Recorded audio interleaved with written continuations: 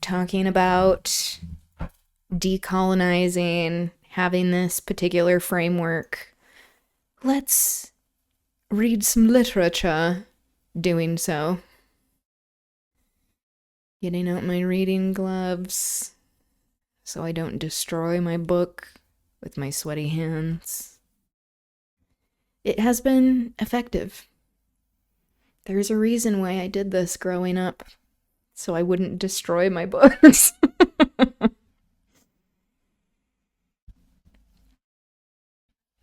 Okay. So in the last chapter, it was a short chapter. We have another short chapter today, which is why I went a little longer with videos. We saw that Edgar Linton, the father of Catherine, is doing poorly in health and keeps saying that he's going to get better, that he wants to visit Linton, who is Kathy's cousin, so his nephew. And Linton is also doing very poorly. But for some reason, Edgar gets more sympathy and care than Linton does from Nellie. I mean, Edgar is Nellie's boss, so she is paid to care more about his well-being. But there is this element of class and ableism that Nellie is perpetuating, where she views Linton as being weak and feminine for having a chronic illness rather than actually talking about that he is dying and that it is only recently that Edgar started feeling ill. Okay. Summer was already past its prime when Edgar reluctantly yielded his assent to their entreaties, and Catherine and I set out on our first ride to join her cousin. It was a close, sultry day, devoid of sunshine, but with a sky too dappled and hazy to threaten rain, and our place of meeting had been fixed at the guide stone by the crossroads. On arriving there, however, a little herd boy, dispatched as a messenger, told us that Maester Linton were just at the side of the heights, and he'd be much obliged to us to gang on a bit further. That's my attempt at a Yorkshire accent reading it spelled in the vernacular. Then Master Linton has forgotten the first injunction of his uncle, I observed. He bid us keep on the Grange land, and here we are, off at once. Well, we'll turn our horses' heads round when we reach him, answered my companion. Our excursion shall lie towards home. But when we reached him, and that was scarcely a quarter of a mile from his own door, we found he had no horse, and we were forced to dismount and leave ours to graze. He lay on the heath, awaiting our approach, and did not rise till we came within a few yards. Then he walked so feebly and looked so pale that I immediately exclaimed, Why, Master Heathcliff, you are not fit for enjoying a ramble this morning. How ill you do look! Catherine surveyed him with grief and astonishment, and changed the ejaculation of joy on her lips to one of alarm, and the congratulation on their long-postponed meeting to an anxious inquiry whether he will be worse than usual. No, better, better, he panted, trembling, and retaining her hand as if he needed its support, while his large blue eyes wandered timidly over her, the hollowness round them transforming to haggard wildness the languid expression they once possessed. But you have been worse, persisted his cousin. Worse than when I saw you last. You are thinner and— I'm tired, he interrupted hurriedly. It is too hot for walking. Let us rest here, and in the morning I often feel sick. Papa says I grow so fast. Badly satisfied, Kathy sat down, and he reclined beside her. This is something like your paradise, said she, making an effort at cheerfulness. You recollect the 2 days we agreed to spend in the place and way each thought pleasantest? This is nearly yours, only there are clouds. But then they are so soft and mellow. It is nicer than sunshine. Next week, if you can, we'll ride down to the Grange Park and try mine. Linton did not appear to remember what she talked of, and he had evidently great difficulty in sustaining any kind of conversation. It's because he's not feeling well. His lack of interest in the subject she started and his equal incapacity to contribute to her entertainment were so obvious that she could not conceal her disappointment. An indefinite alteration had come over his whole person and manner. The pettishness that might be caressed into fondness had yielded to a listless apathy.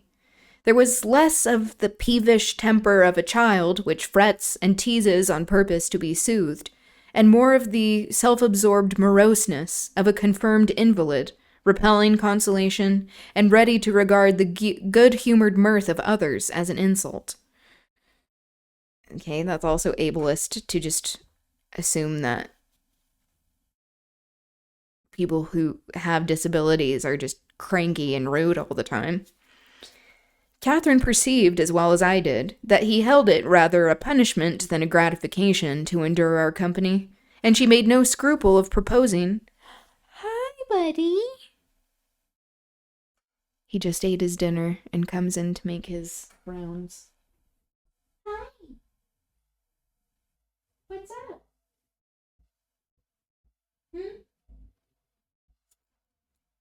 Oh, he's just out of frame. Oh, you can see his tail.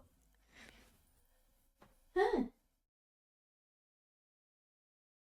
What you up to?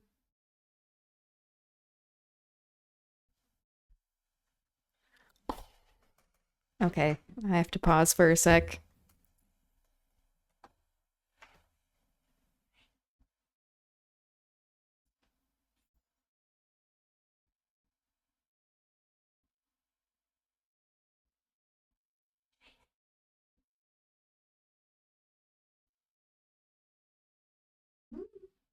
No. He tried biting my hand. Don't do that. That's when I have to stop playing with him, so I don't encourage him. But he is very cute. Okay. She made no scruple of proposing presently to depart. That proposal unexpectedly roused Linton from his lethargy and threw him into a strange state of agitation. He glanced fearfully towards the heights, begging she would remain another half-hour at least. "But I think," said Kathy, "you'd be more comfortable at home than sitting here, and I cannot amuse you today, I see, by my tales and songs and chatter. You have grown wiser than I in these 6 months. You have little taste for my diversions now, or else I could amuse you. I'd willingly stay." "Stay to rest yourself," he replied. "And Catherine, don't think or say that I'm very unwell. It is the heavy weather and heat that make me dull. And I walk about, before you came, a great deal for me. Tell Uncle I'm in tolerable health, will you?" "I'll tell him that you say so, Linton. I couldn't affirm that you are," observed my young lady, wondering at his pertinacious assertion of what was evidently an untruth. "And be here again next Thursday," continued he, shunning her puzzled gaze. "And give him my thanks for permitting you to come. My best thanks, Catherine. And if you did meet my father, and he asked you about me, don't lead him to suppose that I've been extremely silent and stupid. Don't look sad and downcast as you are doing. He'll be angry." "I care nothing for his anger," exclaimed Kathy, imagining she would be its object. "But I do," said her cousin, shuddering. "Don't provoke him against me, Catherine, for he is very hard." "Is he severe—" Oh, this is Nellie. "Is he severe to you, Master Heathcliff?" I inquired. "Has he grown weary of indulgence and passed from passive to active hatred?" Linton looked at me, but did not answer, because he's also classist, and he's like, "Why would I answer a servant?" And after keeping her seat by his side another 10 minutes, during which his head fell drowsily on his breast, and he uttered nothing except suppressed moans of exhaustion or pain, Kathy began to seek solace in looking for bilberries and sharing the produce of her researches with me. She did not offer them to him, for she saw further notice would only weary and annoy. "Is it half an hour now, Ellen?" she whispered in my ear, at last. "I can't tell why we should stay. He's asleep, and Papa will be wanting us back." Well, we must not leave him asleep, I answered. Wait till he wakes and be patient. You were mighty eager to set off, but your longing to see poor Linton has soon evaporated. Why did he wish to see me? Returned Catherine. In his crossest humors, formerly, I liked him better than I do in his present curious mood. It's just as if it were a task he was compelled to perform, this interview, for fear his father should scold him. But I'm hardly going to come to grieve Mr. Heathcliff. But I'm hardly going to come to give Mr. Heathcliff pleasure, whatever reason he may have for ordering Linton to undergo this penance. And though I'm glad he's in better health, I'm sorry he's so much less pleasant, and so much less affectionate to me. He's not in better health, okay? You think he is in better health, then? Exactly, that's what I said. I said? Yes, she answered, because he always made such a great deal of his sufferings, you know. He is not tolerably well, as he told me to tell Papa, but he's better, very likely. There you differ with me, Miss Cathy, I remarked. I should conjecture him to be far worse. Linton here started from his slumber in bewildered terror, and asked if anyone had called his name. No, said Catherine, unless in dreams. I cannot conceive how you manage to doze out of doors in the morning. I thought I heard my father, he gasped, glancing up to the frowning Nab above us. You are sure nobody spoke? Quite sure, replied his cousin. Only Ellen and I were disputing concerning your health, which also we know on the moors, this is where a lot of spirits are believed to dwell, that Isabella, his mother, may be a spirit on the moor somewhere, even though she didn't die there. Or Catherine, the spirit of Catherine, his aunt. You are sure nobody spoke? Quite sure, replied his cousin. Only Ellen and I were disputing concerning your health. Are you truly stronger, Linton, than when we separated in winter? If you be, I'm certain one thing is not stronger, your regard for me. Speak. Are you? The tears gushed from Linton's eyes as he answered, Yes, I am. That means no, clearly.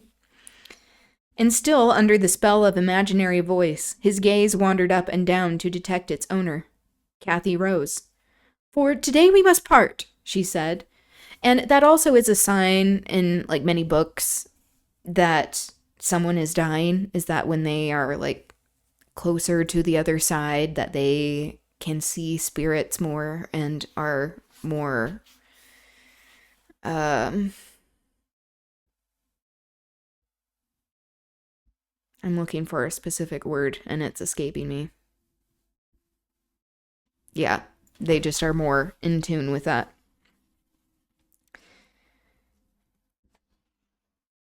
For today we must part, she said, and I won't conceal that I have been sadly disappointed with our meeting. Though I'll mention it to nobody but you, not that I stand in awe of Mr. Heathcliff.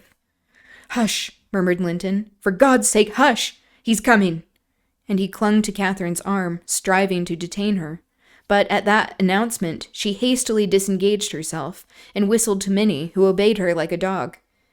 I'll be here next Thursday, she cried, springing to the saddle. Goodbye. Quick, Ellen.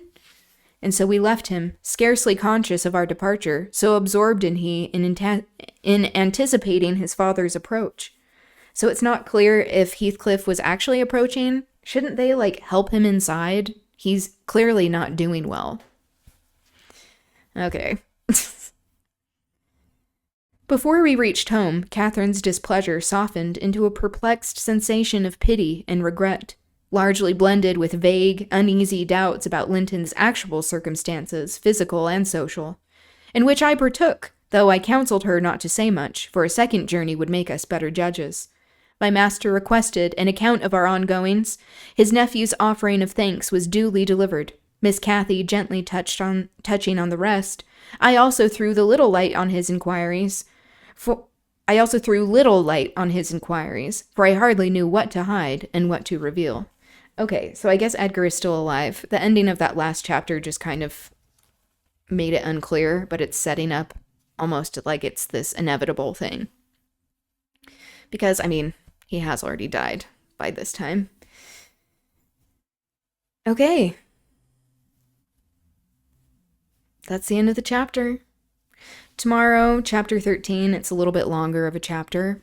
I want to talk about what is happening in Sudan and the Congo, as well as go over Banned Book Club. Because I have forgotten to do this for the past couple of weeks. Whoops. We're reading chapters 9, 10, and 11, so going to chapter 12 if you are interested in joining and having a discussion on what we think about those chapters. It also is close to Lois Lowry's birthday, so if you are interested, since I've kept up like a slight correspondence with her, if you would like to send her a message about her literature, her art, and life, what she has done to create art that is very meaningful and symbolic and about empowering youth and dismantling oppressive systems, you can send an email to my email and I'll forward it along. Whatever this is, stream at gmail.com. Okay. I just put that in the chat. Whatever this is, stream at gmail.com. So you can email that to me and I will forward it on to her. Her birthday is March 20th. She's turning 89 and has expressed how difficult these times are that we are living in, that it makes her sad of being old and feeling like there isn't an end in sight to the cruelty and violence of what is happening in the world, especially in the US. I think sending messages as to how she has impacted people and the change that she has wrought, like the minds that she has opened, I think could be a good birthday gift for her. So, that's the daily action for today. Okay, that's going to be it for me. Thank you for being here. It was good chatting with you. I hope you have a good rest of your day or evening, wherever you are.